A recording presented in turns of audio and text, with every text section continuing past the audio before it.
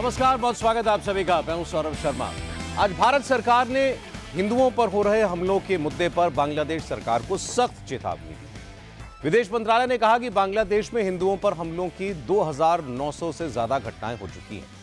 Minorities की सुरक्षा बांग्लादेश सरकार की जिम्मेदारी है। मोहम्मद यूनुस को कट्टरपंथियों पर लगाम लगानी होगी। हिंदुओं की हत्या करने वाले अपराधियों के खिलाफ सख्त एक्शन लेना चाहिए। बांग्लादेश में हिंदुओं पर जो हो रहे हमलों के खिलाफ आज असम, बंगाल, यूपी और ओडिशा में प्रदर्शन हुए। कोलकाता में हजारों साधु संतों ने प्रोटेस्ट मार्च निकाला। बंगाल में विपक्ष के नेता शुभेंदु अधिकारी ने कोलकाता में बांग्लादेश के डिप्टी हाई कमीशन में जाकर हिंदुओं पर हो रहे हमलों के खिलाफ विरोध जताया। शुभेंदु अधिकारी ने कहा कि अगर बांग्लादेश प्यार की भाषा नहीं समझता तो एक ऑपरेशन सिंदूर बांग्लादेश के खिलाफ भी होना चाहिए। दुनिया भर में जिस तरह बांग्लादेश की आलोचना हो रही है, उससे वहां के हिंदुओं का हौसला बढ़ा है। आज ढाका में हिंदू संगठनों ने भी प्रदर्शन किया। मोहम्मद यूनुस की सरकार से सुरक्षा मांगी, लेकिन बांग्लादेश के कट्टरपंथियों पर इन सब बातों का असर नहीं हो रहा है। ढाका में इस वक्त भी इंकलाब मंच के कट्टरपंथी हंगामा कर रहे हैं। इंकलाब मंच को मोहम्मद यूनुस की सरकार ने पहले ही बैन कर दिया था। इसके बाद भी इंकलाब मंच के नेता पूरे बांग्लादेश में खुलेआम घूमते हैं। भारत के खिलाफ नारे लगाकर हिंदुओं को डराने की कोशिश कर रहे हैं। आज इंकलाब मंच के हजारों कार्यकर्ता ढाका के शाहबाग इलाके में धरने पर बैठ गए, सड़क जाम कर दी और ऐलान किया कि जब तक उस्मान हादी के कातिल पकड़े नहीं जाते तब तक वो वहां से नहीं हटेंगे। आज जुम्मे का दिन था, इसलिए इंकलाब मंच के हजारों समर्थक नमाज के लिए मस्जिदों में इकट्ठा हुए और नमाज के बाद मस्जिदों से मार्च की शक्ल में ढाका की सड़कों पर निकले। हालांकि ढाका मेट्रोपॉलिटन पुलिस शरीफ उस्मान हादी के मर्डर के केस में अब तक 14 लोगों को अरेस्ट कर चुकी है, लेकिन कट्टरपंथियों का कहना है कि जब तक उस्मान हादी के असल कातिल नहीं पकड़े जाएंगे तब तक वो खामोश नहीं बैठेंगे। हिंदुओं को निशाना बनाने के लिए इंकलाब मंच के कट्टरपंथी भारत के खिलाफ नारे लगाते हैं। आज भी इंकलाब मंच के इस प्रोटेस्ट मार्च की अगुवाई कर रहे नेता ने चिल्ला चिल्ला कर भारत को उस्मान हादी की हत्या के लिए जिम्मेदार ठहराया। আমাদেরকে শিখিয়ে দিয়ে গেছে, আমরা শুধু আমাদের ভাইয়ের রক্তের প্রতিশোধ দিতে এখানে বসছি। আমরা আজকে শুধুমাত্র আমার ভাইয়ের হত্যার বিচার চাইতে আজকে শাহবাগে এখানে অবস্থান। नोट करने वाली बात यह है कि बांग्लादेश की जांच एजेंसियों ने पब्लिकली यह माना है कि भारत पर उस्मान हादी की हत्या का आरोप बिल्कुल बेबुनियाद है। जांच के दौरान इस तरह का कोई सबूत नहीं मिला। बांग्लादेश की जांच एजेंसियों ने भी यह माना कि इस बात का कोई संकेत नहीं मिला कि उस्मान हादी के हत्यारे बॉर्डर क्रॉस करके भारत भागे। लेकिन बांग्लादेश के कट्टरपंथी भारत के खिलाफ एक झूठा नैरेटिव गढ़ने की कोशिश कर रहे हैं। आज भी इस मुद्दे को लेकर इंकलाब मंच के दंगाइयों ने ढाका में जमकर उत्पात मचाया। ढाका में ट्रांसपोर्ट के मेजर हब शाहबाग चौराहे को जाम कर दिया। शाहबाग में ढाका यूनिवर्सिटी के अलावा Bangladesh medical university, Dhaka medical college, Bangladesh university of engineering and technology जैसे कई बड़े एजुकेशनल इंस्टीट्यूट्स हैं। आसपास कई बाजार और थोक मार्केट्स हैं। इसलिए जब उस्मान हादी के सपोर्टर्स ने धरना शुरू किया तो आसपास के इंस्टीट्यूट से भी बड़ी तादाद में स्टूडेंट्स पहुंच गए और धरने में शामिल हो गए। सबने कहा कि उस्मान हादी को मारने वाले बॉर्डर पार भारत चले गए। इंकलाब मंच के सेक्रेटरी अब्दुल्ला अल जबार ने ऐलान किया कि वो हादी के हत्यारों की गिरफ्तारी होने तक धरने पर बैठा रहेगा।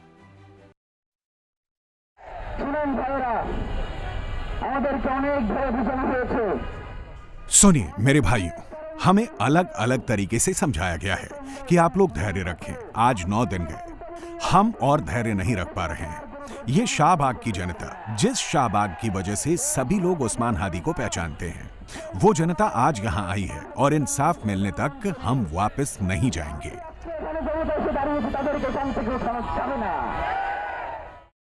हैरानी की बात तो यह है कि इंकलाब मंच पर यूनुस सरकार ने बैन लगाया हुआ है, फिर भी उसके हजारों समर्थक बीच ढाका धरने पर बैठ गए। भारत के खिलाफ नारेबाजी की। पुलिस के क्लैरिफिकेशन के बावजूद उस्मान हादी के हत्यारों के भारत में छिपे होने का दावा किया, लेकिन बांग्लादेश की सरकार खामोशी से सारा तमाशा देख रही है। इसलिए आज भारत सरकार ने बांग्लादेश के रुख पर नाराजगी जाहिर की। विदेश मंत्रालय की प्रवक्ता रणधीर जायसवाल ने कहा कि बांग्लादेश में भारत के खिलाफ हो रहा दुष्प्रचार बंद होना चाहिए। Anti-India rhetoric, you would have seen also in the last several days we have issued a couple of or more than couple of statements. We have rejected the false narrative that has been projected in Bangladesh. you would understand that law and order or security situation or the developments that are happening in Bangladesh is the responsibility of the government of Bangladesh, and to portray a narrative where things go in some other direction is completely false, and we reject that. आज ढाका में हिंदू समुदाय के लोगों ने भी हिंदुओं पर हो रहे हमले के खिलाफ आवाज उठाई। बांग्लादेश की नेशनल हिंदू महाजोत के सदस्यों ने आज ढाका में नेशनल प्रेस क्लब के बाहर प्रोटेस्ट किया। प्रदर्शनकारियों ने आरोप लगाया कि यूनुस सरकार आने के बाद से बांग्लादेश में हिंदुओं पर हमले बहुत बढ़ गए हैं। पुलिस और प्रशासन हिंदुओं को निशाना बनाने वाले कट्टरपंथियों के खिलाफ कोई एक्शन नहीं लेती। हिंदुओं का दर्द देखने वाला बांग्लादेश में कोई नहीं है। पिछले हफ्ते मैमनसिंह जिले में दीपू चंद्र दास नाम के एक बांग्लादेशी हिंदू को इस्लामी कट्टरपंथियों की भीड़ ने पीट पीट कर मार डाला था। 2 दिन पहले चटगांव में 2 हिंदू परिवारों के घरों को बाहर से बंद करके आग लगा दी गई। कल राजबाड़ी में अमृत मंडल नाम के एक हिंदू नागरिक की हत्या कर दी गई। इन घटनाओं से बांग्लादेश की आबादी में 7% का हिस्सा रखने वाले हिंदू डरे हुए हैं। वो ढाका, चटगांव, राजशाही जैसे शहरों में प्रोटेस्ट करके अपनी सुरक्षा बढ़ाने की मांग कर रहे हैं। बांग्लादेश में अल्पसंख्यक हिंदुओं पर हो रहे अत्याचार के खिलाफ आज भारत में भी कई जगह पर प्रदर्शन हुए। असम, बंगाल, यूपी, ओडिशा में विश्व हिंदू परिषद, बजरंग दल और दुर्गा वाहिनी जैसे संगठनों ने विरोध प्रदर्शन किए। बांग्लादेश में हिंदुओं की सुरक्षा की मांग उठाई। ओडिशा के पुरी शहर में विश्व हिंदू परिषद के विरोध प्रदर्शन में साधु संत भी शामिल हुए। सब ने मोहम्मद यूनुस सरकार से हिंदुओं की सुरक्षा इंश्योर करने की मांग की। पुरी के अलावा गुवाहाटी और प्रयागराज में भी बांग्लादेशी हिंदुओं की सुरक्षा को लेकर विरोध प्रदर्शन किए गए।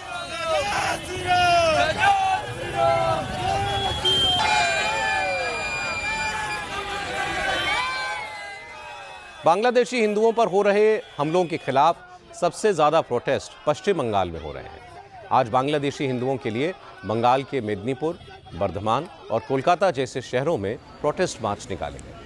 बीजेपी और आरएसएस से जुड़े संगठनों के इस प्रोटेस्ट मार्च में बड़ी तादाद में साधु संत भी शामिल हुए। विपक्ष के नेता शुभेंदु अधिकारी भी कोलकाता में अपने समर्थकों और साधु संतों के साथ पार्क सर्कस इलाके में बांग्लादेश के डिप्टी हाई कमीशन तक पहुंचे और बांग्लादेश के कट्टरपंथियों के खिलाफ जमकर नारेबाजी की। इसके बाद शुभेंदु अधिकारी कुछ संतों को लेकर बांग्लादेश के deputy high commissioner Andleeb Ilyas से मुलाकात करने के लिए गए। मैमनसिंह में दीपू चंद्र दास की निर्मम हत्या का मुद्दा उठाया। शुभेंदु अधिकारी ने बांग्लादेश के डिप्टी हाई कमिश्नर से वहां हिंदुओं की सुरक्षा की मांग की। बांग्लादेश के डिप्टी हाई कमिश्नर ने शुभेंदु अधिकारी को बताया कि दीपू चंद्र दास की हत्या में 10 आरोपी गिरफ्तार कर लिए गए हैं। बांग्लादेश की सरकार ने दीपू चंद्र दास के परिवार की पूरी जिम्मेदारी ली है और आगे किसी हिंदू को टारगेट न किया जाए, इसकी पूरी कोशिश की जाएगी। डिप्टी हाई कमिश्नर से मुलाकात के बाद शुभेंदु अधिकारी ने कहा कि अगर बांग्लादेश के हिंदुओं पर अत्याचार न रुके तो वो 14 जनवरी को मकर संक्रांति के बाद 5 लाख साधु संतों को लेकर बांग्लादेश के डिप्टी हाई कमिश्नर का घेराव करेंगे। शुभेंदु अधिकारी ने कहा कि हिंदुओं पर जुल्म रोकने के लिए बांग्लादेश को भी उसी तरह सबक सिखाना चाहिए जिस तरह ऑपरेशन सिंदूर से पाकिस्तान की अकल ठिकाने लगी। हमारी एक ही मांग है, हिंदू निधन, हिंदू अत्याचार बंद करो, नहीं तो सबक सिखाने का काम भारत की 100 करोड़ हिंदू सबक सिखाने का काम करेगा। उन्होंने 4-5 दिन हम लोग को साथ मुलाकात नहीं किया। ये कौन है? ये बांग्लादेशी कौन है?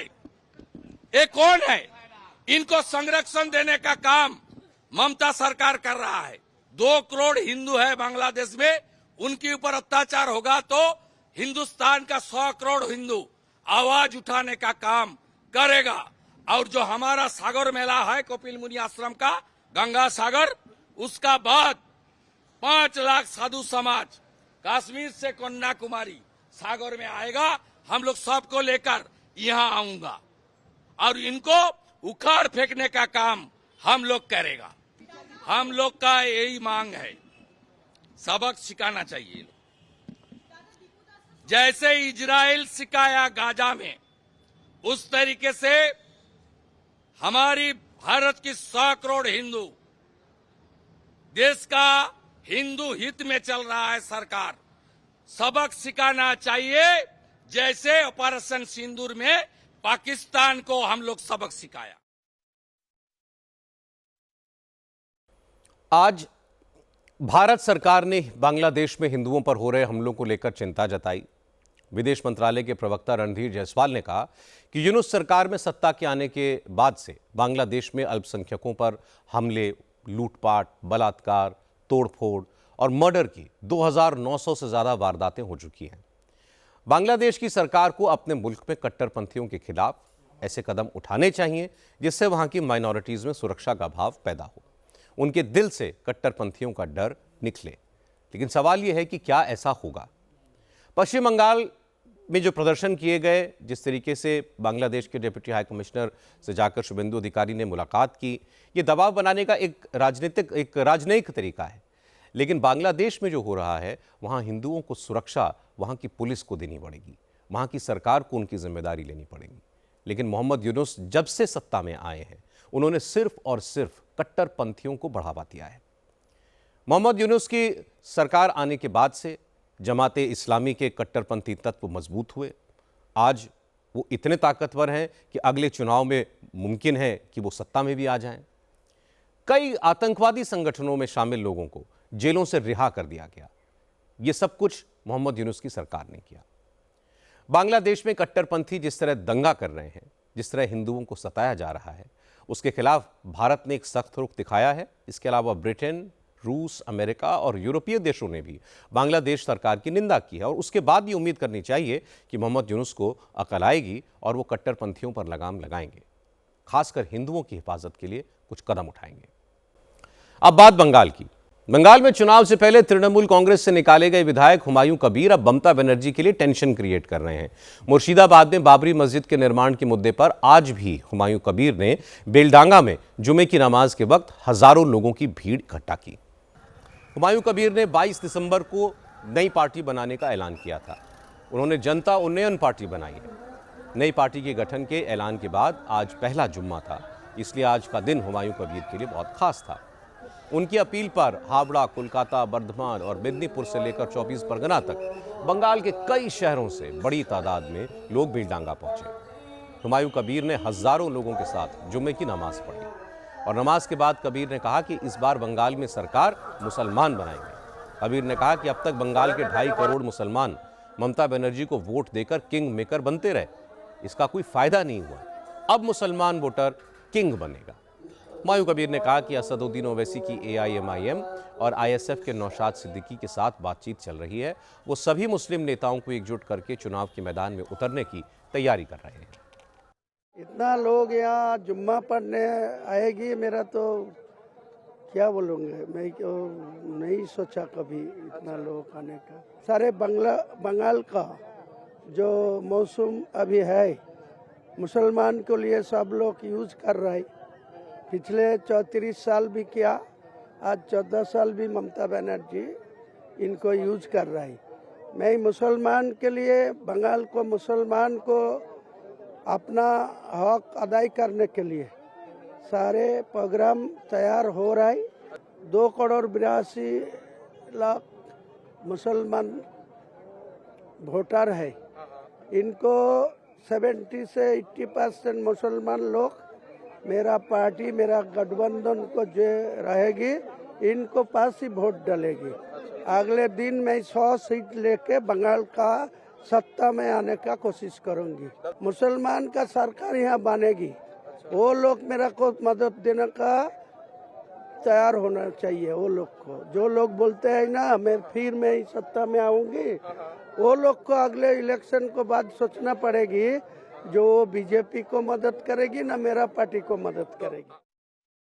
हुमायूं कबीर बाबरी मस्जिद के सेंटिमेंट को भुना रहे हैं। पहले वो बाबरी मस्जिद बनाने के लिए यहां आने वाले नमाजियों से चंदा मांग रहे थे, बाकायदा QR कोड लगाकर पैसे जुटा रहे थे। इस बार हुमायूं कबीर ने ईंटों के स्टॉल लगवा दिए। जुमे की नमाज के लिए आने वाले अकीदतमंद इन स्टॉल से ईंटें खरीदकर मस्जिद के लिए दान दे सकते हैं। लाउड स्पीकर लगाकर ईंटें बेची जा रही थी। एक ईंट की कीमत 10 रुपए लगाई गई थी। ईंट लेके आया, बाबरी मस्जिद के लिए बांधने के लिए आया है। बाबरी मस्जिद बन जाए इसीलिए। हाँ, आज जुम्मे की नमाज है, जुम्मे पढ़ेंगे, नमाज पढ़ेंगे। हुमायूं कबीर से क्या कहना चाहोगे? हुमायूं कबीर से कहेंगे जो अच्छा है, जो हुमायूं कबीर बाबरी मस्जिद जो है वो बनाए हैं। ईंट बेचा जा रहा है, क्या हाँ। कहना चाहोगे? इसका खरीद कर वहाँ पे लेके गया, दान किया, बहुत खुशी हुई, बहुत अच्छा लगा। और लोग भी लेके जा रहे, दान भी देते, बहुत सारे आदमी आए। क्यों बेचा जा रहा है ईंट? तो 10 के, एक पीस 10 के है। अच्छा, कितना पीस खरीद लिया? हाँ 10 पीस लेके गया। अच्छा, 100 रुपये में। हाँ 100 रुपये में 10 पीस लेके गया। बाबरी मस्जिद तो एक तोड़ा गया, फिर बन रहे, उसे देखकर बहुत अच्छा लग रहा है। सब लोग आ रहा है, बहुत अच्छा लग रहा है। 1,000 रुपये का ईंट बेचता है, 1 रुपये, 1 ईंट 1 रुपये करके 10 ईंट दान करता है। हर आदमी दान करता है यहाँ पर, जो मस्जिद है उसका 50 हो, 100, 100 जो मस्जिद हो उसको डाल देता है यहाँ पर पैसा। अच्छा, सुविधा हुआ यहाँ से नजदीक ले जाने के लिए? कोई दिक्कत नहीं होगा, सब ठीक है। ये जो ईंट आ रहा है ना, सब उसका मस्जिद के लिए आ रहा है। अच्छा, पहले तो दूर से लेके आना पड़ता था, अभी नजदीक आ गया है, दुकान लग गया है। हाँ, वो सब मस्जिद पे लग जाएगा। वो जिसका दिल चाहता है, जो अल्लाह की घर मस्जिद पे देना होगा, वो खरीद करके दे देगा, दान कर देगा। जो नजदीक जितना भाटिया है, ईट भाटिया, वहाँ से तो आ रहे हैं, लेकिन बहुत दूर दूर से तो ला नहीं पा रहा है ना, इसलिए जहाँ पर मिल रहा है वहाँ पर खरीद कर दे रहा है। अच्छा, कितने रुपए में बेच रहा है यहाँ पर? और जितना बेचता है इतना ही, ज्यादा भाव नहीं है। अच्छा, और क्या बाबरी मस्जिद यहाँ बन रहा है, क्या कहना चाहोगे? अल्हम्दुलिल्लाह बहुत अच्छा हो रहा है। बाबरी के नाम पर हुमायूं कबीर की सियासी दुकान अच्छी चल रही है, इनके समर्थक कमाई भी कर रहे हैं, लेकिन ममता बनर्जी को टेंशन होगी, क्योंकि हुमायूं कबीर का प्रभाव सिर्फ मुर्शिदाबाद में है, लेकिन अगर इनकी पार्टी का अलायंस नौशाद सिद्दीकी और असदुद्दीन ओवैसी के साथ हो जाता है तो फिर इसका असर बंगाल के और इलाकों में भी होगा।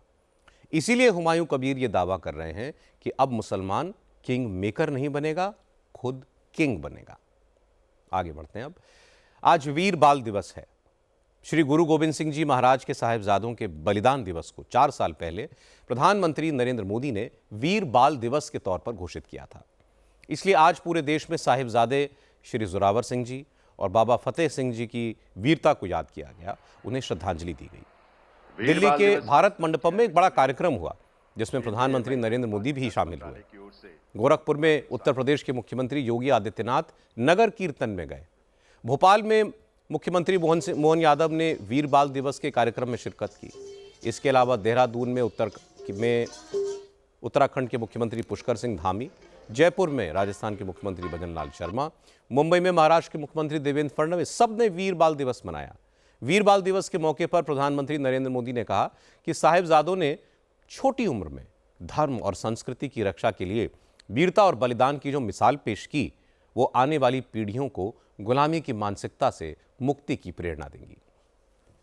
माता गुजरी श्री गुरु गोविंद सिंह जी और चारों साहिबजादों की वीरता और आदर्श आज भी हर भारतीय को ताकत देते हैं, हमारे लिए प्रेरणा है। साहिबजादों के बलिदान की गाथा देश में जन जन की जुबान पर होनी चाहिए थी, लेकिन दुर्भाग्य से आजादी के बाद भी देश में गुलामी की मानसिकता हावी रही। जिस गुलामी की मानसिकता का बीज अंग्रेज राजनेता मैकाले ने 1835 में बोया था, उस मानसिकता से देश को आजादी के बाद भी मुक्त नहीं होने दिया गया। इसलिए आजादी के बाद भी देश में दशकों तक ऐसी सच्चाइयों को दबाने की कोशिश की गई, लेकिन साथियों, अब भारत ने तय किया है कि गुलामी की मानसिकता से मुक्ति पानी ही होगी। अब हम भारतीयों के बलिदान, हमारे शौर्य की स्मृतियां दबेगी नहीं। अब देश के नायक नायिकाओं को हाशिए पर नहीं रखा जाएगा और इसलिए वीर बाल दिवस को हम पूरे मनोभाव से मना रहे हैं। वीर बाल दिवस के मौके पर दिल्ली में देश भर के बच्चे पहुंचे थे। देश की नौजवान पीढ़ी से प्रधानमंत्री ने कहा कि जेनजी ही देश को आगे लेकर जाएंगे। उन्हें जेनजी पर पूरा भरोसा है, उनके हुनर पर पूरा भरोसा है। प्रधानमंत्री ने कहा कि उम्र से कोई छोटा या बड़ा नहीं होता, कम उम्र में भी बड़ा काम किया जा सकता है। जिन युवाओं के पास प्रतिभा है, उनके साथ पूरा देश खड़ा है। एक तरह से आप सभी जैन जी हैं।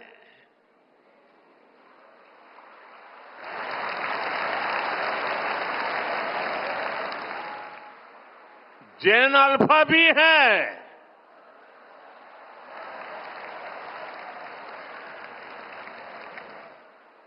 आपकी जनरेशन ही भारत को विकसित भारत के लक्ष्य तक ले जाएगी।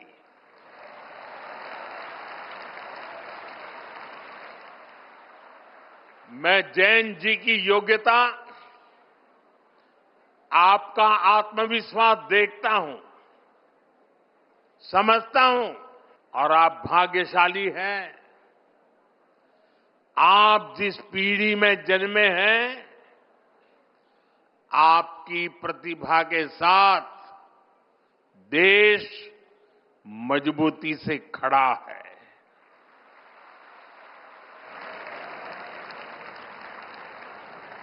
पहले युवा सपने देखने से भी डरते थे, क्योंकि पुरानी व्यवस्थाओं में ये माहौल बन गया था कि कुछ अच्छा हो ही नहीं सकता। चारों तरफ निराशा के वातावरण बना दिया गया था। लोगों को यहां तक लगने लगा कि भाई मेहनत करके क्या फायदा है। लेकिन आज देश टैलेंट को, प्रतिभा को खोजता है, उन्हें मंच देता है।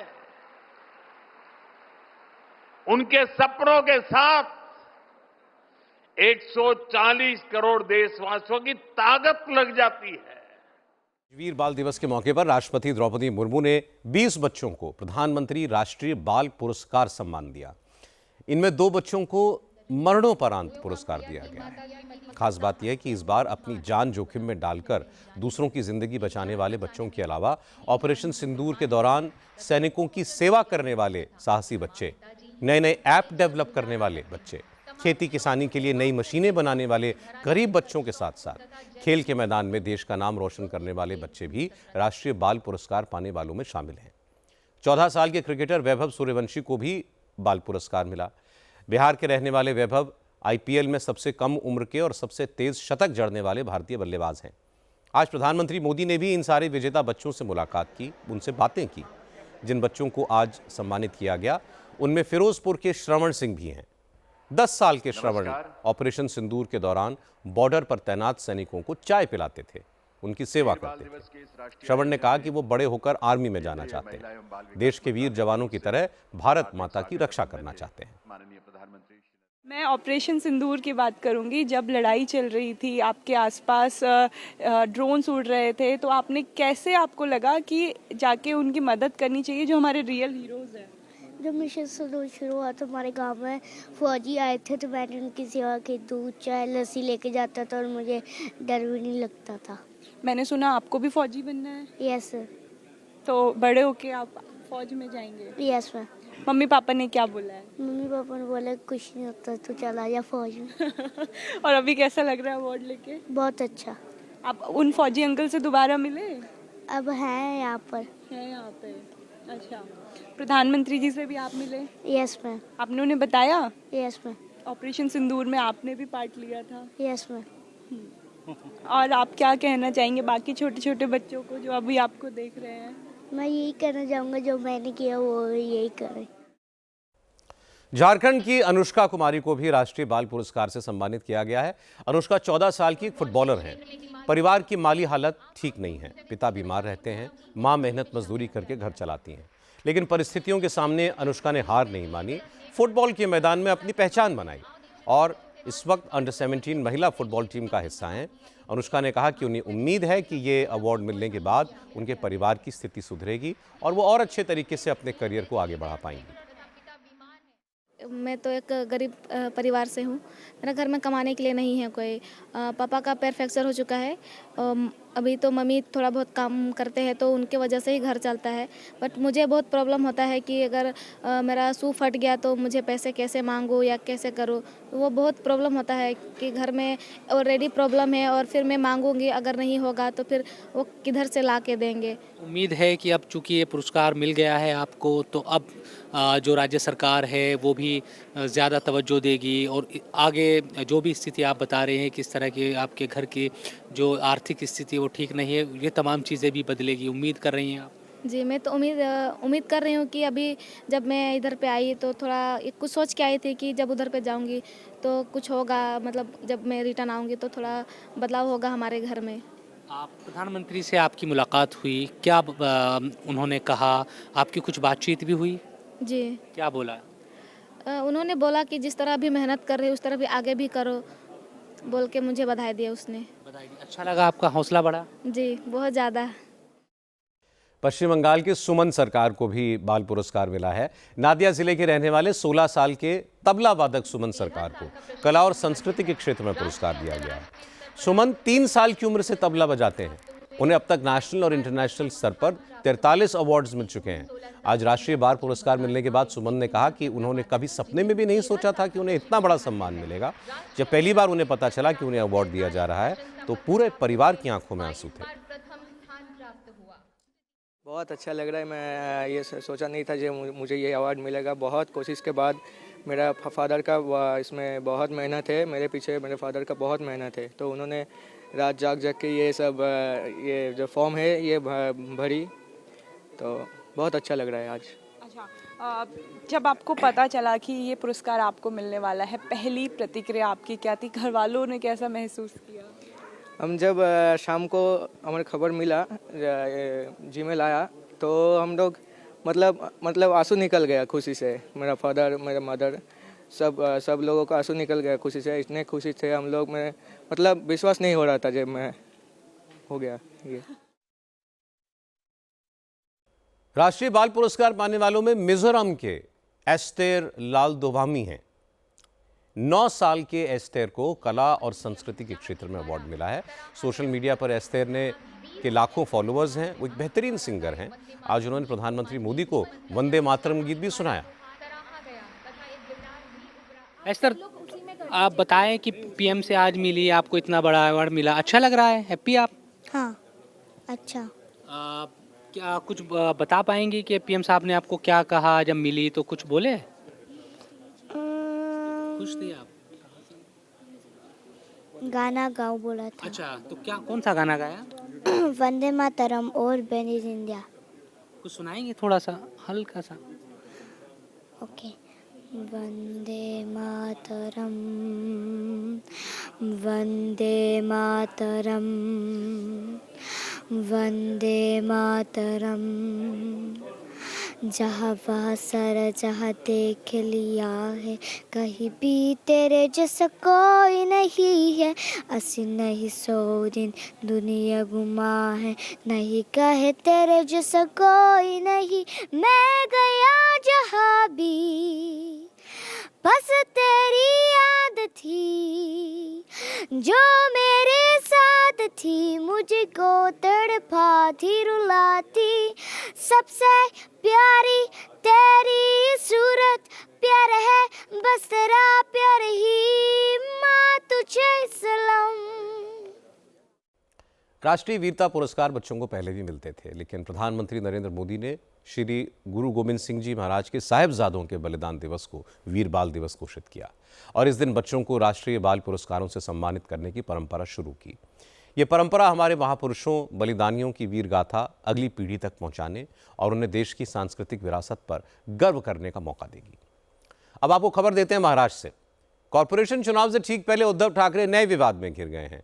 उद्धव ठाकरे ने 5 दिन पहले संभाजी नगर के कांग्रेस नेता रशीद मामू को पार्टी में शामिल किया था, लेकिन रशीद मामू के जो कारनामे सामने आए उस पर अब उद्धव की पार्टी के नेताओं को जवाब देते नहीं बन रहा है। रशीद मामू संभाजी नगर के मेयर रह चुके हैं, इसलिए मातोश्री में पूरे तामझाम के साथ उद्धव ने उनकी पार्टी में एंट्री कराई थी, लेकिन आज शिवसेना के नेताओं ने ही रशीद की एंट्री का विरोध शुरू कर दिया। असल में आज रशीद मामू टिकट की एप्लीकेशन देने संभाजी नगर के शिवसेना दफ्तर पहुंचे थे। शिवसेना भवन के बाहर ही उनका सामना पार्टी के सीनियर लीडर और 5 बार के सांसद रहे चंद्रकांत खैरे से हो गया। खैरे ने सबके सामने रशीद मामू से कहा कि वो उनका विरोध करेंगे। रशीद मामू ने बात संभालने की कोशिश भी की। उनके नज़दीक आए तो खैरे ने उन्हें हल्का धक्का भी दे दिया। रशीद मामू ने बहुत देर तक बनाने की कोशिश करते रहे, लेकिन बात बनी नहीं। मेरा विरोध ऐसा है कि हम लोग जब कॉमन सिविल कोड समान नागरिक कायदा के समान कानून संहिता के लिए हम लोगों ने मोर्चा निकाला था, 17 जनवरी 1986 में निकाला था, और उसके ऊपर इसने पत्थरबाजी की, मस्जिद में से पत्थरबाजी की और दंगा भड़का। फिर वो इसका कारण रशीद मामू है। ये शहर के नाम के लिए भी उसका विरोध था। उसके पाकिस्तान का उन्होंने जिंदाबाद का नारा किया था उसने। उसके बाद में जो भी घोषणा होती रही शिवसेना की ओर से या हमारे अलायंस की ओर से, उसका खिलाफ ये करता था, घोषणा देता था। मुझे तो किसी ने पूछा भी नहीं कि उसको लेने का है, किसी ने पूछा नहीं, बोला नहीं। तो ठीक है, मेरा विरोध रहेगा, विरोध है। लेकिन ये जो नीचे के लोग पदाधिकारी जो है, यहाँ के लोग जो मातोश्री में ले गए, मातोश्री में क्या मालूम था कि कितना दंगे हो रही है महापुरुष मामू, वो उन्हें बताया नहीं। और इनोसेंटली उसका जैसे सबका प्रवेश होता वैसे उसका भी साथ में हुआ। जिस व्यक्ति को उद्धव ठाकरे ने पार्टी में शामिल कराया, ये रशीद मामू दंगे के आरोप में 1 साल तक जेल में रह चुका है। उस पर एनएसए लगाया गया, रासुका। इसलिए बीजेपी और शिंदे की शिवसेना के नेता भी रशीद मामू के इशू पर उद्धव ठाकरे को घेर रहे हैं। बीजेपी ने इसे सीधे सीधे हिंदू मुसलमान और तुष्टीकरण की राजनीति से जोड़ दिया। मुख्यमंत्री फडणवीस ने कहा कि उद्धव ठाकरे का असली चाल चरित्र और चेहरा अब महाराष्ट्र के सामने आया है। मुस्लिम के लिए वो एक ऐसे शख्स को भी पार्टी में शामिल करा सकते हैं जिसने मराठाओं का और मराठी का विरोध किया हो। इसका अंजाम उनको चुनाव में भुगतना पड़ेगा।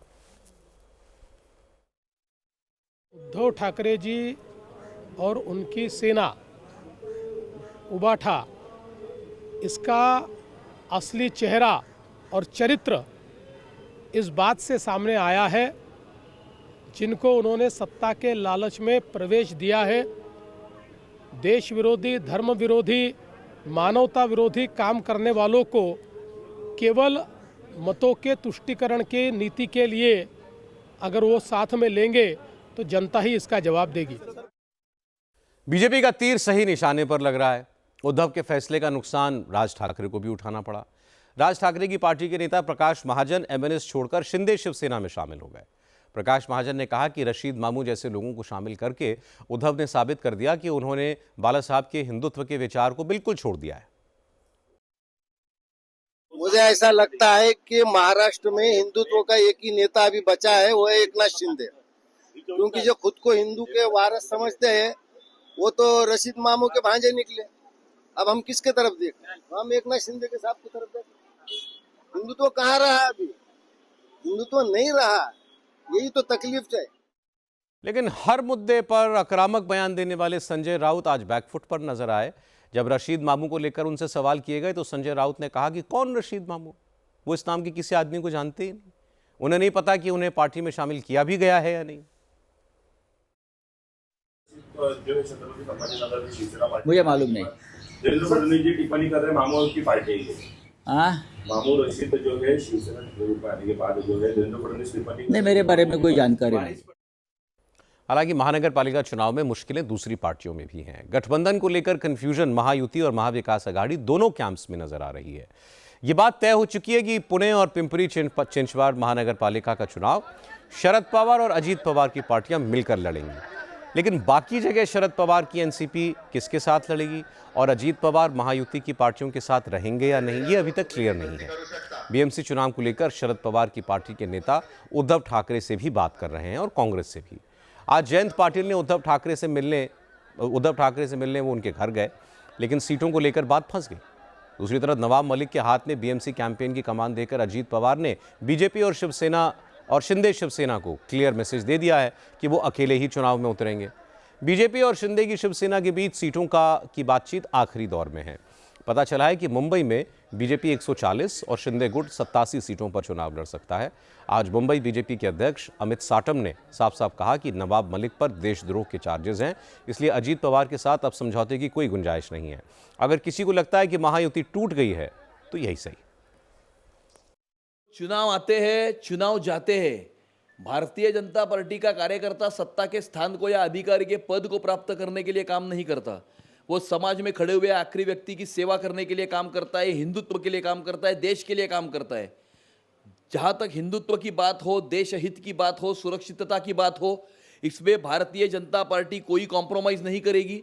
और इसीलिए राष्ट्रवादी कांग्रेस पार्टी अजीत पवार का नेतृत्व अगर मुंबई में नवाब मलिक जैसा व्यक्ति करने वाला है तो राष्ट्रवादी कांग्रेस पार्टी के साथ किसी प्रकार का संबंध मुंबई महानगर पालिका के चुनाव के संबंध में हम नहीं रखेंगे। नवाब मलिक के ऊपर गंभीर आतंकवादी शक्तियों के साथ हाथ मिलाने की गंभीर इनके ऊपर आरोप है। जब तक इन आरोपों से वो मुक्त नहीं होते तब तक उनके नेतृत्व में चलने वाली पार्टी के साथ में हम चुनाव नहीं लड़ेंगे। शिंदे की शिवसेना के नेता संजय निरुपम ने कहा कि महाराष्ट्र में महायुति के असली पार्टनर तो शिवसेना और बीजेपी हैं, इनकी विचारधारा एक है। दोनों पार्टियां पूरे महाराष्ट्र में मिलकर लड़ रही हैं। अजीत पवार का विचार अलग है, इसलिए वो अलग लड़ रहे हैं।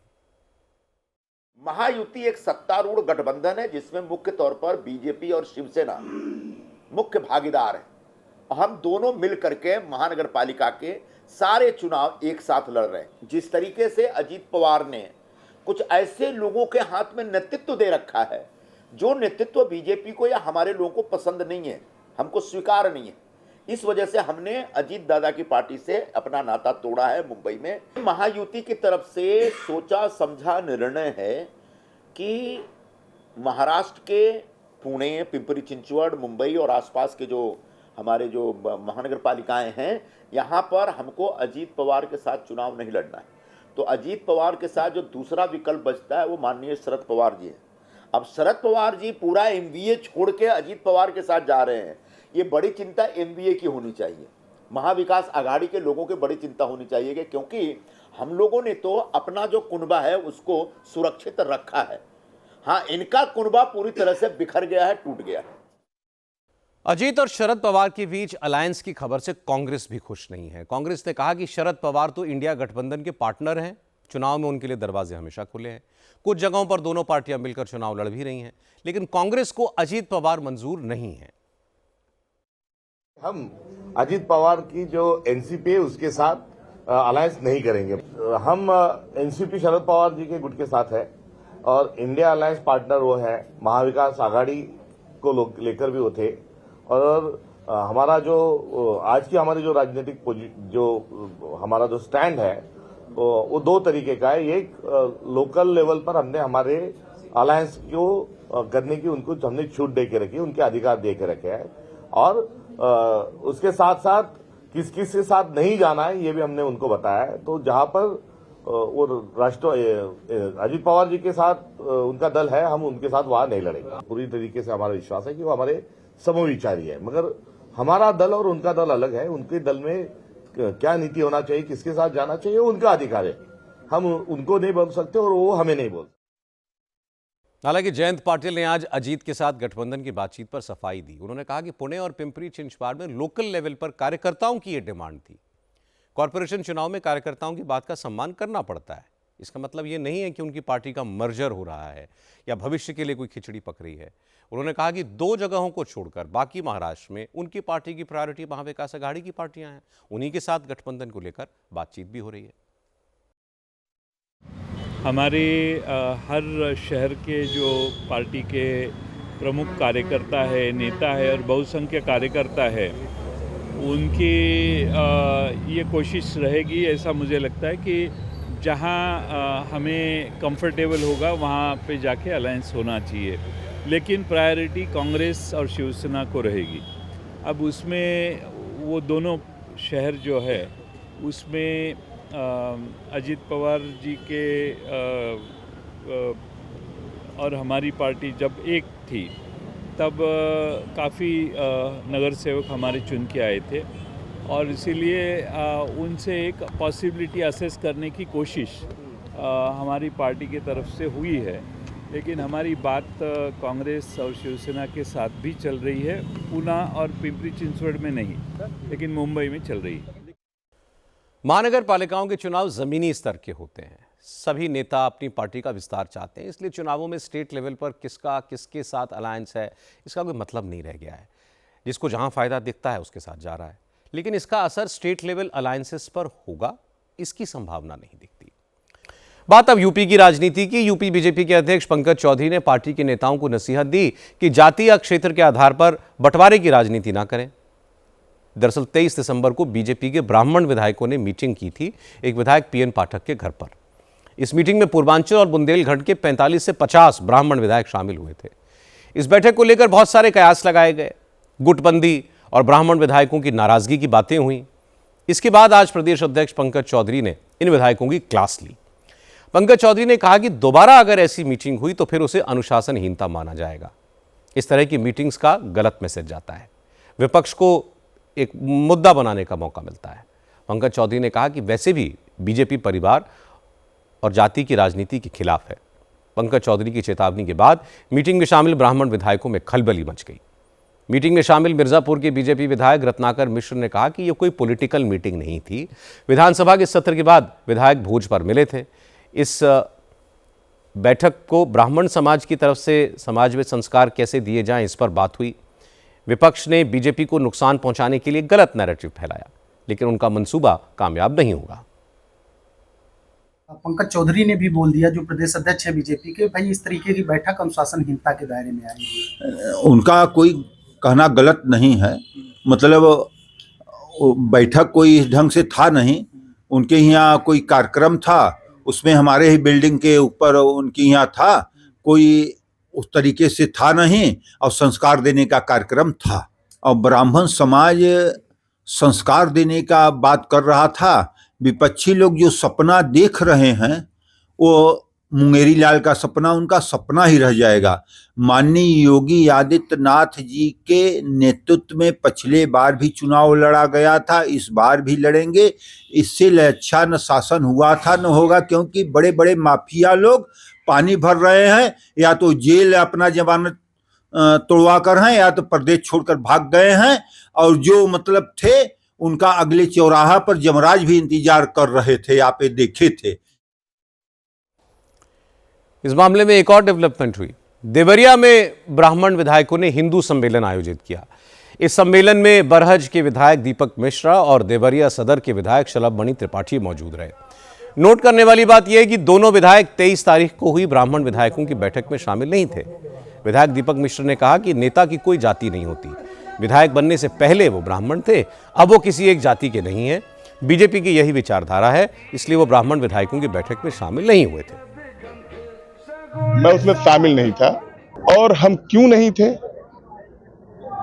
हम कल तक ब्राह्मण थे, आज हम विधायक हैं। जब जब नेतृत्व किसी जाति विशेष का हुआ है, तब तक समाज का पतन हुआ है, राष्ट्र का पतन हुआ है, परिवार का पतन हुआ है। सामाजिक स्तर पर और प्रशासनिक स्तर पर हम सभी से कहना चाहते हैं, हम अपनी बिरादरी के लोगों से कहना चाहते हैं, मतलब नेता बिरादरी से कहना चाहते हैं कि अगर समाज में आपको काम करना है तो जाति धर्म मजहब से ऊपर उठ के काम करना ही पड़ेगा। और अगर आप सिर्फ और सिर्फ जाति विशेष की बात करते हैं तो आपको राजनीति की बात बंद कर देनी चाहिए। ये जाति की दुकान चलाने वाले लोगों को मैं सख्त संदेश देना चाहता हूं। मैं नेता हूं, मैं जाति नहीं हूं, और जाति का कोई नेतृत्व करता हो तो उसे सिर्फ जाति की बात करनी चाहिए, दूसरे लोगों को उसके दरवाजे पर न जाना चाहिए और न उसे भुलाना चाहिए। सियासत में जाति की बात ना हो तो ये तो बेकार की बात है, लेकिन उम्मीद ये करनी चाहिए कि पंकज चौधरी की हिदायत का इतना असर तो हो कि अब एक जाति के विधायक कोई लामबंदी नहीं करेंगे, इस तरह की मीटिंग्स करके कोई प्रेशर ग्रुप क्रिएट करने की कोशिश नहीं करेंगे। आज लखनऊ से कुछ हैरान करने वाली तस्वीरें आई। कुछ लोगों की हरकत से लखनऊ के हर बाशिंदे को शर्मिंदा होना पड़ा। कल अटल बिहारी वाजपेयी की जयंती पर लखनऊ में जो फूलों के गमले रखे गए थे, आज लोग उनको चुराते हुए दिखे। राष्ट्र प्रेरणा स्थल का उद्घाटन करने प्रधानमंत्री नरेंद्र मोदी कल लखनऊ में थे।